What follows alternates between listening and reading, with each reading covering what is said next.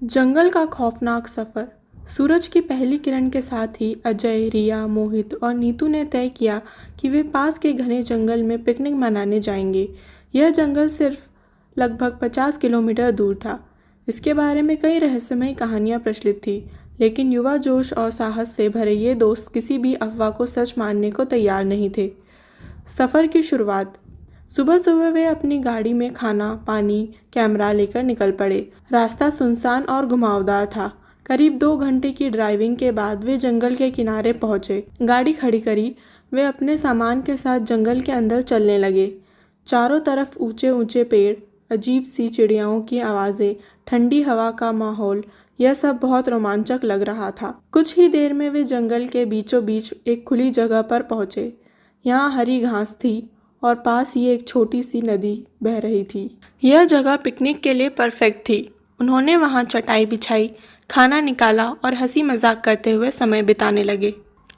खाने के बाद मोहित ने कैमरा निकाला और चारों ने कुछ तस्वीरें लीं। तभी नीतू ने कैमरे में कुछ अजीब देखा। एक तस्वीर में उनके पीछे एक धुंधला सा साया नजर आ रहा था। पहले तो सभी ने इसे कैमरे की गड़बड़ी समझा, लेकिन धीरे धीरे जंगल का सन्नाटा डरावना लगने लगा। शाम होने से पहले उन्होंने सोचा कि अब वापस चलना चाहिए, लेकिन जब वे वापस गाड़ी की ओर लौटने लगे तो उन्हें रास्ता ही याद नहीं आया। जिस दिशा से वे आए थे वहाँ बस पेड़ ही पेड़ थे, रास्ता नहीं।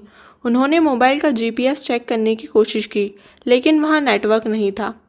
रास्ता ढूंढते ढूंढते अंधेरा होने लगा। तभी दूर से किसी के रोने की आवाज़ सुनाई दी।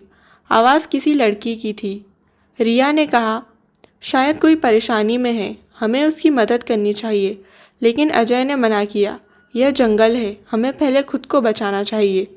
फिर भी वे आवाज़ की दिशा में बढ़ने लगे। थोड़ी दूर चलने के बाद उन्हें एक पुराना टूटा फूटा मकान नज़र आया। मकान के पास एक बड़ा कुआं था।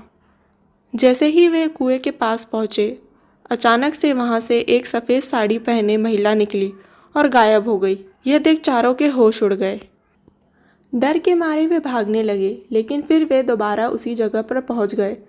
मोहित ने हिम्मत करके मकान के अंदर झांकने का फैसला किया। अंदर अजीबोगरीब तस्वीरें टंगी थी। उनमें से एक तस्वीर में 4 लोग थे जो बिल्कुल उनके जैसे दिख रहे थे। तस्वीर पर लिखा था, अब तुम कभी वापस नहीं जा सकते। यह पढ़ते ही रिया चीख पड़ी। तभी मकान के दरवाजे खुद ब खुद बंद हो गए। चारों किसी तरफ खिड़की से बाहर कूदे और जंगल में भागने लगे, लेकिन जितना भागते वे उतना ही उसी मकान के पास लौट आते।